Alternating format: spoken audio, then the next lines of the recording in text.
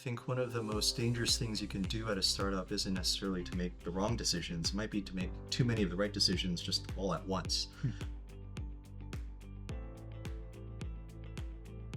Hey everyone, my name is Nowi Kallen. I'm a partner at Salesforce Ventures. I'm excited to be joined by Andy Toung, CFO of Lovable. Lovable has been in our portfolio since late last year, 2025, where we invested in the company's Series B. And excited to have you here, Andy. Thanks for joining. Thanks so much for having me. Really excited. Let's talk a little bit about, I guess, the background and the origin story of Lovable. It burst onto the scene 2 years ago and took the market, if not world, by storm. Can you tell us a bit more about Lovable's mission? Yeah, so Lovable's mission is to unlock human creativity by enabling anybody to build and create software. And so this is a game-changing time in the world with AI, and being able to bring that power to folks who historically haven't been able to tap into the ability to create software, I think is something that's really deep and very much a motivating force for all the folks at Lovable. There are billions of people in the world, and not all of them can code. In fact, most of them can't code. Yeah. And that's part of the energy behind the product, which is now people can tap into that power and do something and make AI work for them. Yeah, super cool. You joined the company in Q4 of 2025 and, relocated to Stockholm That's right. to join the company and work with the founders. What makes the company special, from your perspective? And what were some of the reasons why you joined? So the mission is definitely one thing that's very much special and near and dear to my heart, where I think it's going to be amazing to help uplift so many people with this new age of technology. So that's very much one of them. Anton and Fabian, they're incredible. They're visionary technical founders. They're moving with a sense of focused urgency I have not seen in a lot of companies, and certainly this company is moving at just lightning speed. And so they've built a culture around that that's very much talent dense and focused on shipping quickly and doing a lot of things for customers, but at the same time keeping it very much low ego and having a bit of fun at work. So it's a really nice place. I think that the team that's come around that is world class. And I think that the opportunity to make a small dent in this age of AI is going to be something that I think will hopefully build a legacy around and cherish for generations. Yeah, in my, interactions with the company and the broader team, the founders as well as others, the energy and positivity of hey, this is something special we can build for the world is, has really resonated, and that got us excited to partner with the company. You've been an operator now for several years at various different startups, right? Um, as an operator, what is one piece of advice that you'd like to share to other operators that they can take on board as they go on a journey, at various different startups? There's so many things that you hear about how you might run a startup, and these things actually change over time. I think one of the most dangerous things you can do at a startup isn't necessarily to make the wrong decisions. It might be to make too many of the right decisions just all at once. Right. So that actually might slow you down as you go to really execute on some of those things. So having a sense of focused urgency and focused discipline as to what is the next set of problems that you need to solve. That's one of the things that I think really sticks with me.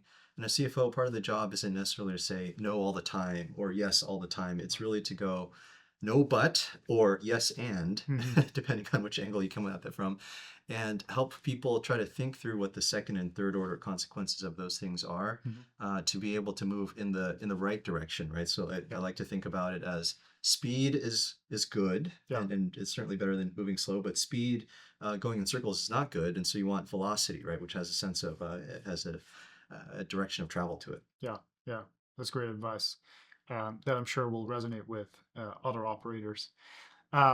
Just going back to the last round of funding you raised, the Series B, which you raised, which and truly impressive. You closed during the relocation to Stockholm. That's right. Which is a challenge. Wouldn't do that again, but that's right. Yeah. that is not a piece of advice you would give to other operators, I guess. But yeah, I was truly impressed by just your ability to like focus while this was all going on.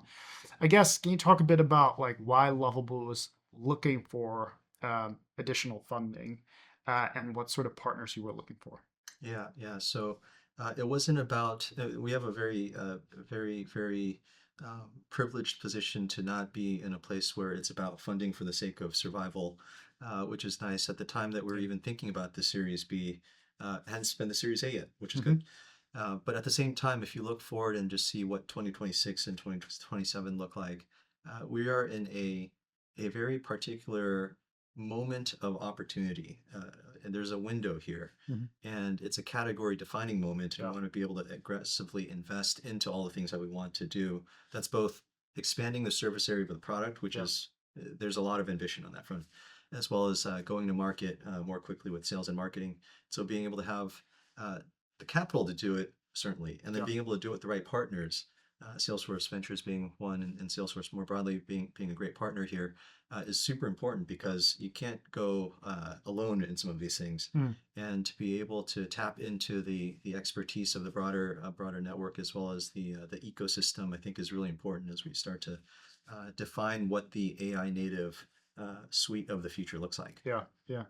I think it was also a point in time where like again, like Lovell burst onto the scene. Everyone was excited about, just building with Hmm. the platform, right? And so you had established this brand. Yeah. And for us, it was quite kind of obvious that you saw a lot of adoption on the prosumer and consumer Mm. side, but equally a lot of, and we talked a lot about this, like the basically enterprise email Hmm. addresses that people were Yeah, the using, corporate right? And domains are there. corporate domains. Yeah. And we saw like an opportunity to really establish Lovable as like, both a prosumer, consumer, and enterprise friendly platform, which is, part of the reason why we really wanted to get involved. And then obviously like the team, it was great chemistry, meetings with Anton, meetings with you, and the broader team was like, really part of the reason of like, hey, we should go for this, and we're grateful to be a small part of the journey.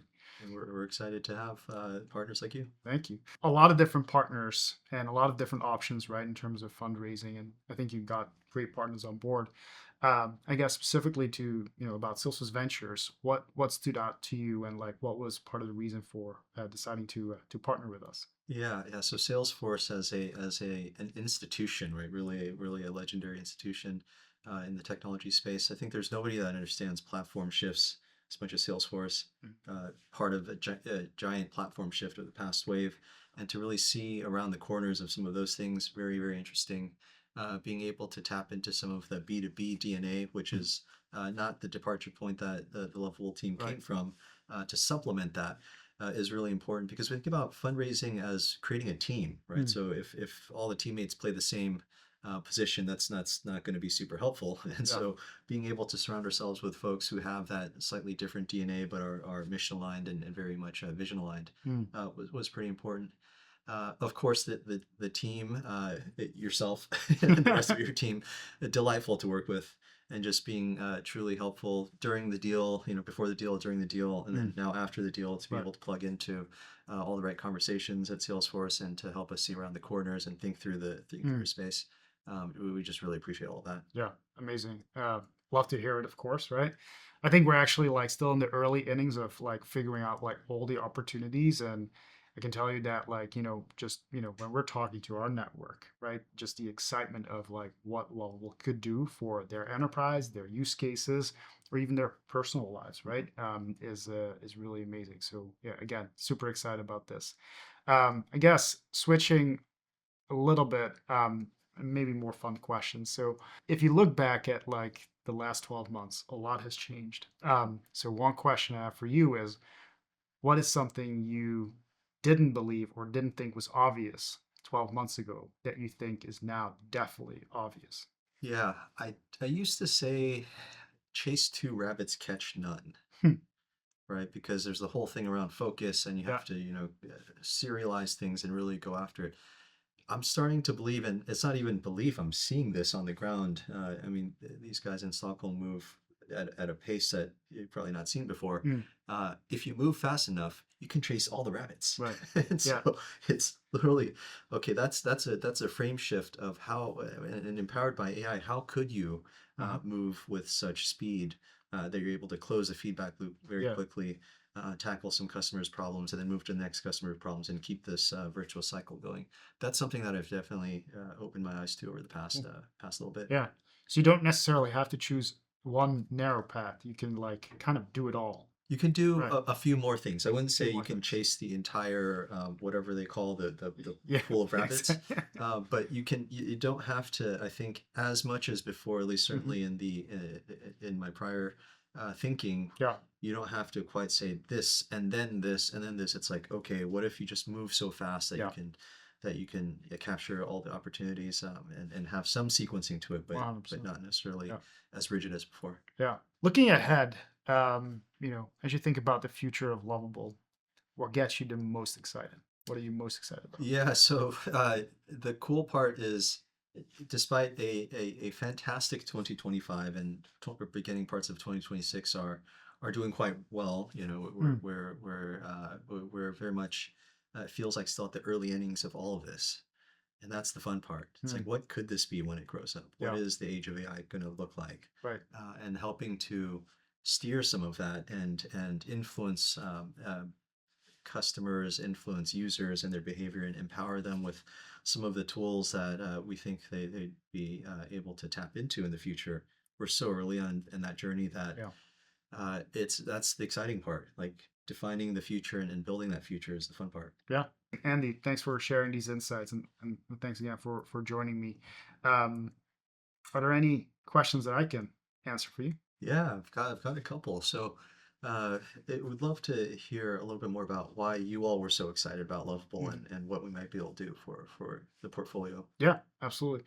So we'd been tracking the company for a good amount of time, right? And one thing I'll say is like you develop with great taste, and taste in software is important. We've believed in this for a very long time. So you can build applications, but like, can you build applications that are, enjoyed and kind of like loved by Yeah. users? There's a big difference there. So that was one key insight we have. And then also, I remember in summer, I think 2025, it was like, hey, you can do various things with Lovable. But then, like 2 months later, the entire platform was like 10x better. Yeah. Yeah. Exactly. Yeah. Like, and just that, like, that pace, that velocity to me is a really clear signal. Um, and then the last thing is about really like the people, right?